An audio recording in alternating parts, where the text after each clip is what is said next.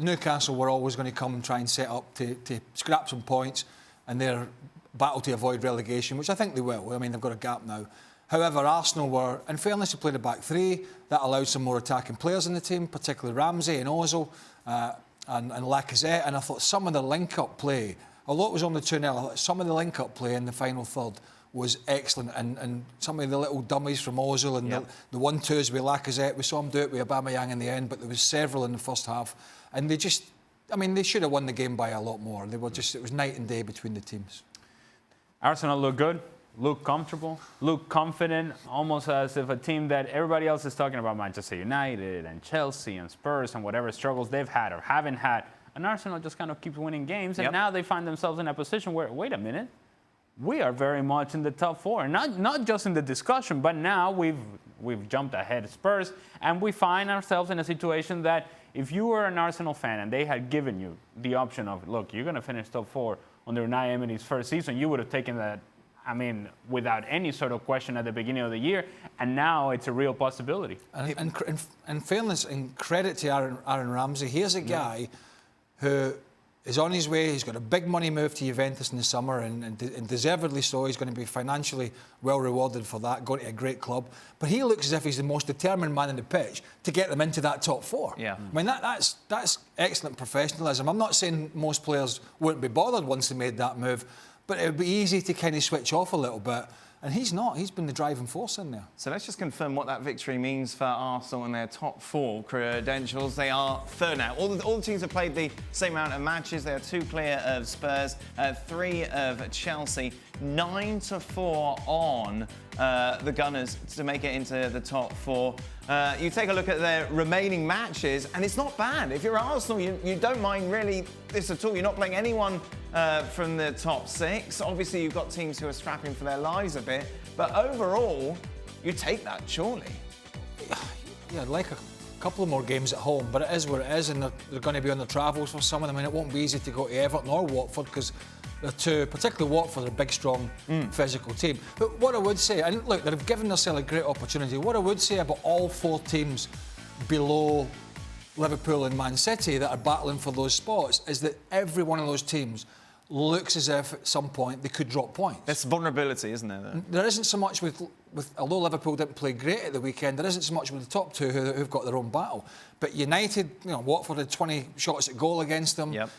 Tottenham have no wins in the last 5, something like that. Man United, who else is in there? Sorry, Chelsea. Sorry, how could I forget? That's Chelsea. I mean, they're probably the least convincing of all the teams in there. So, in terms of where Arsenal's sitting, if you'd have said at the start of the season, look, we're 2 points clear of the rest, we've got this amount of games left, none of the real big boys, and we get in the top 4 with this squad, I think he'd have taken it. No one, I think, with the exception of Xhaka at the start of the season, had Arsenal finishing in the top 4. What sort of achievement would this be for Unai Emery?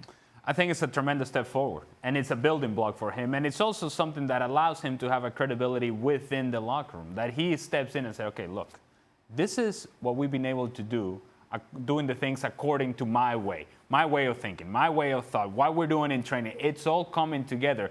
And if we keep going in this direction, we're going to keep building, we're going to continue to be better. And perhaps if we add a couple of pieces here and there, maybe we're challenging for something bigger. That's what you would be selling to the players, is what you would be selling to the ownership group, is what you would be selling to everybody, the fans, and say, you know what, we are going in the correct direction. It's not the same thing that somebody at Chelsea would be able to sell. Right. Clearly, that's not the case. They seem to be going in their own direction. And so I think this has been a very positive season for Arsenal, but they have a chance to make it a great season for Arsenal because the Europa League is still out there for them. Top 4 is out there for them. It's important for Arsenal now to then take the steps forward that validate everything that they've done up until this point. It's a credibility within the board and the money men, isn't it? I mean, if you finish 6th, 5th or 6th, we could say, well, we kind of thought that at the start of the season.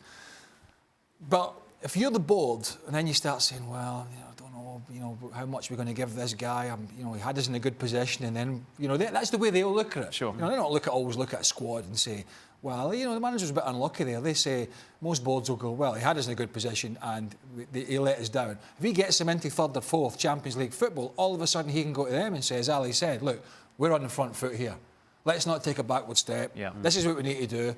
We need to spend this, and this is the areas we need to improve. And he's got a much better chance of doing it with Champions League football and selling to his owners that he is the man for the job. Because he's not got a long contract at Arsenal. I believe there's a get-out in there for the club after a couple of years. I think he signed a 3-year deal, I believe, and I heard somebody say there is a clause after 2 years that if it's not going well, they can sort of get rid of him. So it would be a big help, and I might be wrong in that, I don't know. No, that's it, you said it now. I don't know, I've said it. I've said it because I heard somebody... his contract. I heard somebody talking about his contract, and he's got a clause in it which tells you that they're not entirely sure at the time of the appointment about the long-termism of this.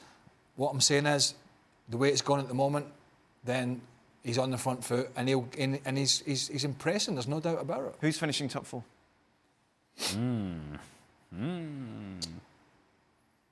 Silence. Now that I've seen that graphic and I didn't realise the games, I'm not sure. I thought it would have been Man United and Tottenham. Right. A couple of weeks ago, but I'm just seeing what Arsenal's run-in's like. I'm not sure. I'm not convinced now that they're out of it. Right. Do you want to get off the fence? Sure. Of course, Manchester City, Liverpool. Yes. And then after that, it's going to be, well, I jumped on the Solskjaer bandwagon very heavily, and so therefore, Manchester United is getting in. Yeah. Arsenal getting in. For more, sign up now for ESPN Plus.